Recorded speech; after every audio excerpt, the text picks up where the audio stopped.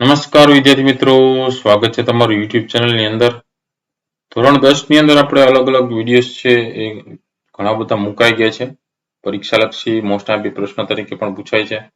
સાથે ચેનલમાં ઉપર વિડીયો સેક્શન બાજુ પ્લેલિસ્ટમાં જશો ત્યાં તમને આવા ઘણા બધા વિડીયોઝ જોવા મળશે. આવનારી પરીક્ષાની તૈયારી કરતા એના માટે ખૂબ જ મોસ્ટ આઈએમપી પ્રશ્નોમાંથી પૂછાતા હોય એ વાંચજો, બરાબર, એમાંથી તૈયાર કરજો. એવો જ આપણે આજે ગુજરાતી વિષયમાં 23મું કાવ્ય છે લઘુ કાવ્ય, જે દુહા મુક્તક હાઈકુ છે. એના આધારે જે કઈ પ્રશ્નોના જવાબો છે એની આપણે ચર્ચા કરવાના છીએ. તો વિડીયો અંત સુધી જોજો. વિડીયો ગમે તો લાઈક કરજો અને તમારા મિત્રો પણ વિડીયો શેર કરજો. સાથે ચેનલને સબસ્ક્રાઇબ ન કરો તો ચેનલને સબસ્ક્રાઇબ કરી લેજો, જેથી કરીને નવા જેટલા વિડીયોઝ મુકાય એની નોટિફિકેશન ફ્રી ઓફમાં જોવા મળશે. બરાબર, તો હવે શરૂઆત કરીએ આ કાવ્યના લગતા પ્રશ્નોની.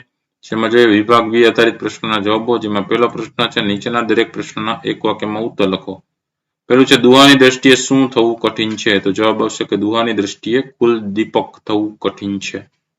બીજું છે, કવિ રઈસ મણિયાર જીતમાં શું ન હોય એ અંગે ચેતવે છે. તો જવાબ લખી શકે કવિ રઈસ મણિયાર જીતમાં હાર ન હોય એ અંગે ચેતવે છે. ત્રીજું છે, કવિની દ્રષ્ટિએ ભારવાળો મુગટ એટલે શું? તેનો જવાબ લખી શકે કે કવિની દ્રષ્ટિએ ભારવાળો મુગટ એટલે જવાબદારી વાળો મુગટ. ચોથો પ્રશ્ન છે, બરકત વિરાણીનું ઉપનામ શું છે? તો એનો આપણે લખી શકીએ કે બરકત વિરાણીનું ઉપનામ બેફામ છે. પાંચમું છે, હાઈકુ કયા દેશનો સાહિત્ય પ્રકાર છે? તો જવાબ લખી શકીએ કે હાઈકુ છે એ જાપાનનો સાહિત્ય પ્રકાર છે. છઠ્ઠું, હાઈકુમાં કેટલા અક્ષર હોય છે? જવાબ લખી શકે કે હાઈકુમાં 17 અક્ષર હોય છે. સાતમો પ્રશ્ન છે, હાઈકુ કાવ્ય કેટલી પંક્તિઓનું હોય છે? જવાબ લખી શકે કે હાઈકુ કાવ્ય 3 પંક્તિઓનું હોય છે. ત્યાર પછી આવે છે પ્રશ્ન નંબર 2. નીચેના પ્રશ્નના 3-4 વાક્યમાં ઉત્તર લખો. જેમાં પહેલો પ્રશ્ન છે, મુરલી ઠાકોરને આંગણું મોટું શા માટે લાગે છે? તો જવાબ લખી શકીએ, ખોરડું નાનું છે, બહાર મજાનું આંગણું છે, સૂર્યનો ઉજાસ ચારે બાજુ ફેલાય છે, કવિની ચેતના એ ઉજાસને ઝીલે છે, ચેતના સ્વયં વિસ્તાર પામે છે, તેથી ઓરડાની બહારનું આંગણું કવિને મોટું લાગે છે. બીજો પ્રશ્ન છે, અનિરુદ્ધ બ્રહ્મભટ્ટ રચિત હાઈકુના ભાવાર્થ સમજાવો.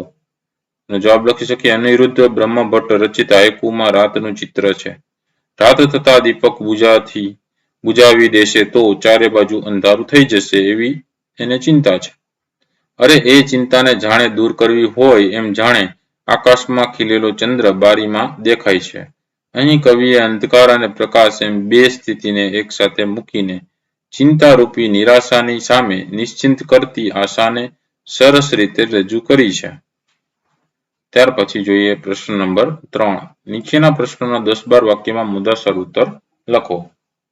પ્રશ્ન એવો છે કે પ્રથમ મુક્તકમાં કવિ કઈ વાતની ચેતવણી આપે છે તે વિસ્તારથી સમજાવો.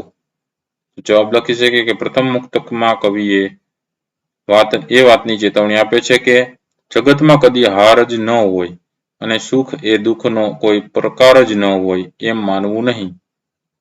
માનવીનું જીવન એક ગતિશીલ ચક્ર જેવું છે. એની સાથે હાર અને જીત તથા સુખ અને દુઃખ સંકળાયેલા છે. જગતમાં એવો કોઈ મુગટ બન્યો જ નથી જેને માથા પર મૂકતા એનો ભાર ન લાગે. એટલે જેના માથે મુગટ હોય તેના માથે અનેક ગણી જવાબદારી હોય છે. એ જવાબદારી એને નિભાવવી જ પડે છે. મુગટ કાંઈ માત્ર શોભા માટે જ નથી. ત્યાર પછી આવે છે વિભાગ સી આધારિત પ્રશ્નોના જવાબો. એમાં પ્રશ્ન છે, માગ્યા પ્રમાણે ઉત્તર લખો.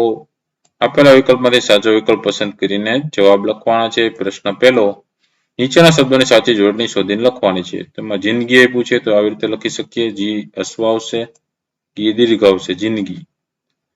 કુલ દીપક છે એમાં કુ છે એ અશ્વ આવશે, દી છે એ દીર્ઘ આવશે, કુલ દીપક.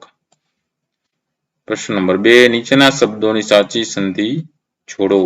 તો દુઃ વત્તા લભ એટલે દુર્લભ, બરાબર, અને જગત વત્તા ઈશ એટલે જગદીશ. ચલો ત્યાર પછી જોઈએ પ્રશ્ન નંબર 3, નીચેના શબ્દોના સમાસ ઓળખાવો. તો દુર્લભ છે એ બહુવ્રીહી સમાસ છે, હસ્તરેખા છે એ તત્પુરુષ સમાસ છે, કુલ દીપક છે એ તત્પુરુષ સમાસ છે અને દેશ દીપક છે એ તત્પુરુષ સમાસ છે. ત્યાર પછી પ્રશ્ન નંબર 4, નીચેના શબ્દોમાં કયો પ્રત્યય રહેલો છે તે લખવાનું છે. કુલદીપકમાં એક પણ પ્રત્યય નહીં, દુર્લભમાં પૂર્વ પ્રત્યય, અલભ્યમાં પૂર્વ પ્રત્યય, સફળતામાં પર પ્રત્યય. પ્રશ્ન 5મો, નીચેના શબ્દોના સમાનાર્થી શબ્દ લખવાના છે. કઠિનમાં આવશે અઘરું, નેહમાં આવશે સ્નેહ. પ્રશ્ન નંબર 6, નીચેના સંજ્ઞાઓના પ્રકાર લખવાનો છે. તેમાં આવશે આદરમાં આવશે ભાવવાચક સંજ્ઞા, દીપમાં આવશે જાતિવાચક સંજ્ઞા, સફળતામાં આવશે ભાવવાચક સંજ્ઞા, ચંદ્રમાં આવશે વ્યક્તિવાચક સંજ્ઞા. નીચેના પ્રશ્નના ભાગ્ય પ્રમાણે ઉત્તર લખો. જેમાં 7મો પ્રશ્ન, નીચેના શબ્દ સમૂહ માટે એક શબ્દ લખો. પહેલું છે હથેળીમાં દેખાતી નાની મોટી રેખા કે લીટી જેના પરથી ભવિષ્ય પાંખવામાં આવે છે તેનો જવાબ આવશે હસ્તરેખા.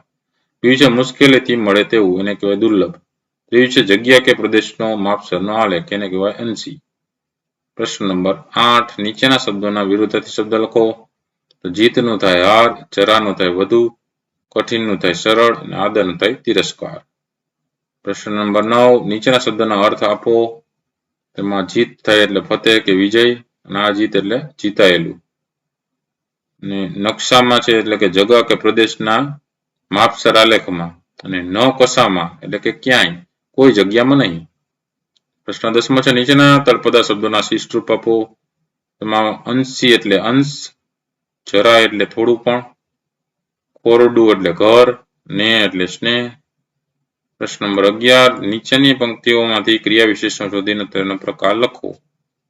પેલું છે એમાં તે ઘર કદી ન જોઈએ, કંચન વર્ષે મેં. તો કદી છે એ સમયવાચક ક્રિયા વિશેષણ છે. બીજું, જેનો માથે જરાય ભાર ન હો, તો જરાય છે એ માત્રા સૂચક ક્રિયા વિશેષણ છે. 12મો પ્રશ્ન છે નીચેના શબ્દોના ધ્વનિ ઘટકો છૂટા પાડવાના છે.